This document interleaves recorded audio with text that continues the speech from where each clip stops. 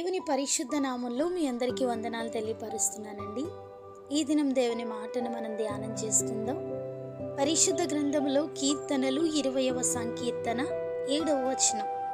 మనమైతే మన దేవుడైన యెహోవా నామమును బట్టి అతిశయపడదుము. హల్లెలూయా. కొందరు రథములను బట్టి, కొందరు గుర్రములను బట్టి అతిశయపడుదురు.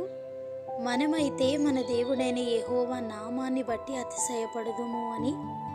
వారు కృంగి నేల మీద పడి ఉన్నారు, మనము లేచి చక్కగా నిలుచున్నాము అని కీర్తనకారుడు తన కీర్తనల ద్వారా దేవుని పిల్లలు ఆయనను బట్టి అతిశయించాలి అని ఈ దినాన్ని మనతో మాట్లాడుతున్నారండి.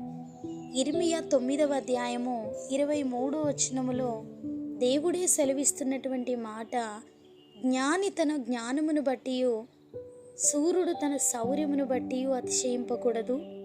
ఐశ్వర్యవంతుడు తన ఐశ్వర్యమును బట్టి అతిశయింపకూడదు. అతిశయించువాడు దేనిని బట్టి అతిశయింపవలెననగా, భూమి మీద కృప చూపుచు నీతి న్యాయములు జరిగించుచు ఉన్న యెహోవాను నేనే అని గ్రహించి నన్ను పరిశీలనగా తెలుసుకొనుటను బట్టియే అతిశయించాలి అని లేఖనం ద్వారా దేవుడు మనతో మాట్లాడుతున్నాడు. దేవుడు మనకిచ్చినటువంటి ఆయుష్కాలంలో మనము కలిగి ఉన్నవన్నీ కొంతవరకు మాత్రమే మనకు ప్రయోజనకరమండి.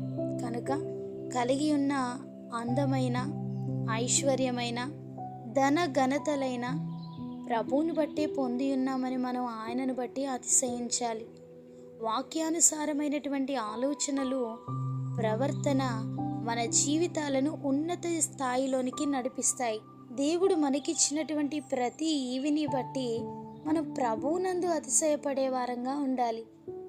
మనము గమనిస్తే మన జీవితం అంతా కూడా ఎన్నోసార్లు ప్రభు మనకి సహాయం చేసి అనుదినము మనల్ని అపాయాల నుండి, ప్రమాదాల నుండి తప్పిస్తూ, మేలైన మార్గాల గుండా నడిపిస్తూ, సత్యమైన మార్గాన్ని, అబద్ధపు జీవితము నుండి, చీకటి బ్రతుకుల నుండి మనల్ని ప్రత్యేకించి ఆ ఉన్నతమైనటువంటి దేవుని పిలుపుకు మనం లోబడే వారముగా, ఆయన ఆత్మ మనలో ఉంచి మనల్ని చక్కగా నిలవబెట్టినటువంటి ఆ దేవాది దేవుడు చేసిన కార్యం ఈ లోకంలో ఏం మనుష్యులు చేయలేరు కదా.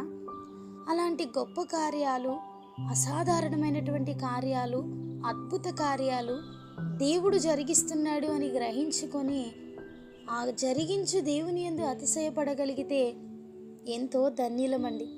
అనుదినము ఆయుష్నిస్తూ నవనూతనమైనటువంటి మార్గాలలో మనల్ని నడిపిస్తూ, బలపరుస్తూ, ఆత్మీయ జీవితములు ఎన్నో పోరాటాలలో విజయాలను కలిగిస్తూ, శ్రమలలో తోడై ఉండి విపత్తుల గుండా మనల్ని ఆయన వెన్నుతట్టి నడిపిస్తున్నటువంటి ఆ కృప కలిగినటువంటి దేవునిని కలిగి ఉన్న మనము ధన్యులము. అందును బట్టి మనం అతిశయించాలి. ప్రభునందు అతిశయించండి.